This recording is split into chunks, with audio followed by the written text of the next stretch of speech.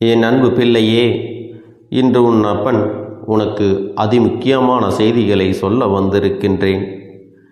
நான் சொல்ல போகின்றவர்கள்தான் உன்னுடைய இல்லத்திற்குள் தேவையில்லாத செய்வினைகளை செய்வதற்கு முயற்சிகளை செய்து கொண்டிருக்கின்றார்கள். அதற்கு காரணம் என்ன என்பதையும், இவர்கள் எதற்காக இதை செய்து கொண்டிருக்கிறார்கள் என்பதையும் என் பிள்ளைக்கு தெளிவாக சொல்லிவிட வேண்டும் என்றுதான் உன் அப்பன் கருப்பண்ணசாமி இங்கு வந்திருக்கின்றேன்.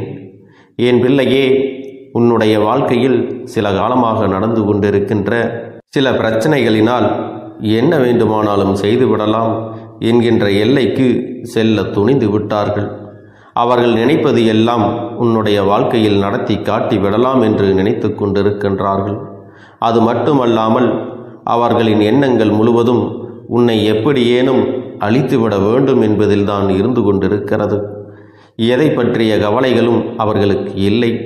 நான் எவ்வளவுதான் அவர்களிடத்தில் எடுத்துரைத்தாலும் அவர்கள் திருந்த போவதாக தெரியவில்லை. அவர்களின் இல்லத்தில் என்ன நடக்கிறது என்பதை பார்ப்பதற்கு அவர்களுக்கு நேரம் இல்லை. நீ என்ன செய்து கொண்டிருக்கிறாய்? சிரிக்கின்றாயா? அழுகின்றாயா? எதையாவது புதிதாக செய்கின்றாயா? எங்காவது வெளியில் செல்கின்றாயா? யாரை அழைக்கின்றாய்? யார் உன்னோடு நட்பு வைத்திருக்கிறார்கள்? யார் உன்னோடு எதிரியாக நிற்கின்றார்கள் என்பதை பற்றி மட்டுமே பார்த்து கொண்டிருக்கிறார்கள்.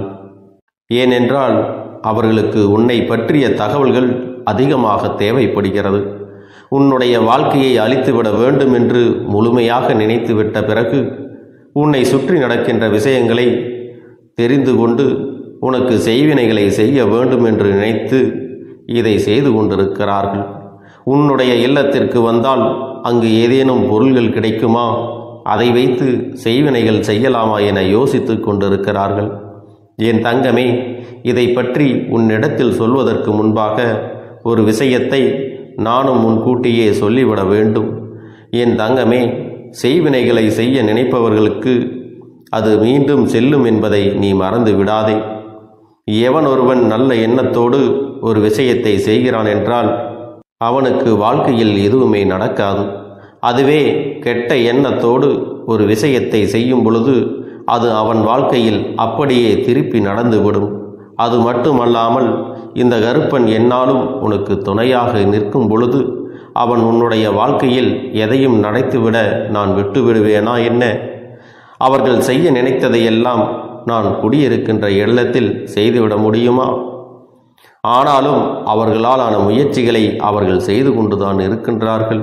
உன் இல்லத்திற்குள் அடிக்கடி வந்து நீ பிரச்சனைகள் இருந்தாலும் பிரச்சனைகள் இல்லை என்றாலும் அவர்கள் முன் வந்து எதையேனும் ஏதோ ஒன்றை சொல்லிக் கொண்டே இருக்கிறார்கள். உன்னை குழப்பத்தில் ஆழ்த்திவிட்டு அதில் குளிர்காய நினைக்கின்றார்கள். அப்படி அவர்கள் உள்ளே வரும்பொழுது என்ன சொல்ல முடியும் என்று எதுவும் சொல்லாமல் நீ அவர்களிடம் சரியாக முகம் கொடுத்து பேசாமல் விலகி சென்று கொண்டிருக்கிறாய். உன்னுடைய இல்லத்தில் இருக்கின்ற ஒரு உறவு உன்னோடு அவர்களை எல்லாம் உள்ளே அழைக்க வேண்டாம் என்று அடிக்கடி உனக்கு எச்சரிக்கை கொடுத்து கொண்டு சண்டையிட்டு கொண்டு இருக்கிறார். அந்த எச்சரிக்கையானது இந்த அப்பன் மூலமாகத்தான் அவர்கள் வாயிலிருந்து வருகிறது என்பதை நீ இன்னமும் புரிந்து கொள்ளவில்லை. உனக்கு ஒரு விஷயம் தெரிந்தாலும் அதை தவிர்க்க முடியாத சூழ்நிலையில் நீ இருந்து கொண்டிருக்கிறாய். வீட்டுக்குள் வருகின்ற ஒருவரை வெளியில் போ என்று எப்படி உன்னால் சொல்ல முடியும் என்று நீ நினைக்கிறாய் அல்லவா? நீ நினைப்பது தவறில்லைதான்.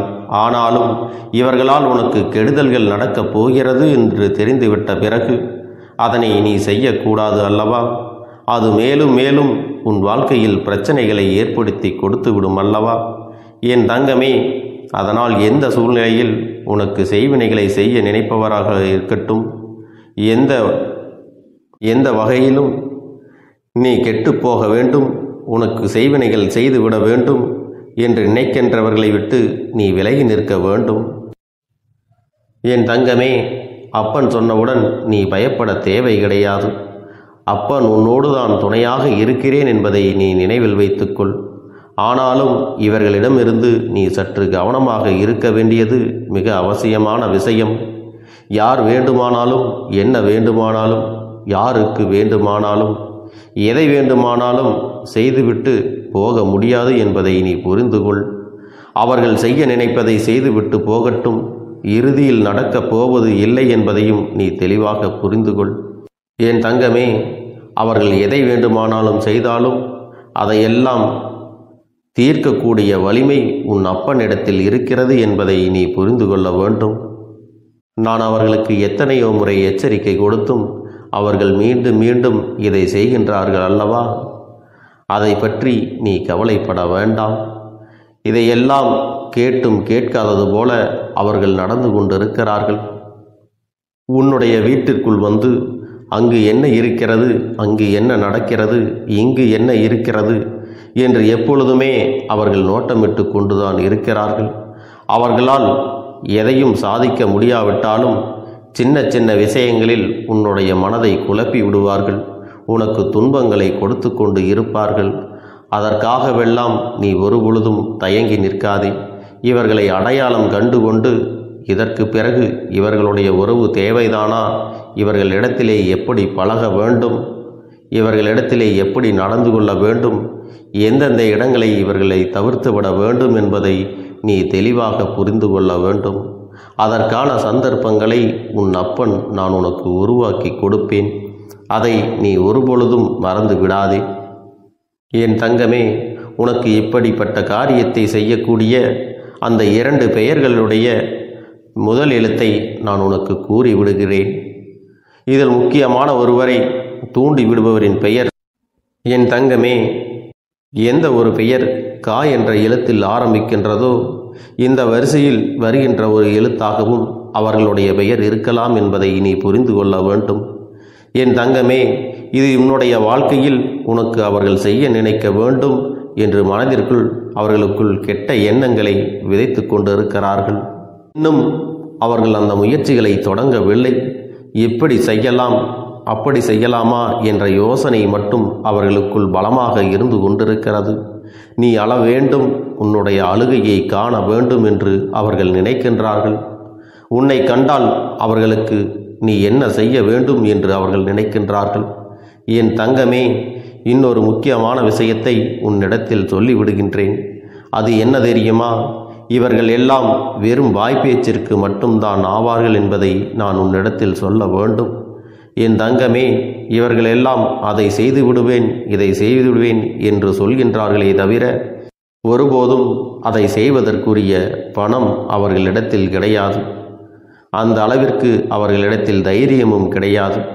மனதிற்குள் ஒருவரை அழிக்க வேண்டும் என்ற எண்ணம் மட்டும் மேலோங்கி நின்று கொண்டிருக்கிறது. எனவே என் தங்கமே, இவர்கள் அப்படி வேறு யாரையாவது தேடிச் சென்று உனக்கு செய்வினைகள் செய்ய வேண்டும் என்று நினைத்தால் கூட அங்கே இந்த கருப்பன் அனைத்தையும் முறியடித்து உன்னை காப்பாற்றுவேன் என்பதை நீ புரிந்து கொள்ள வேண்டும்.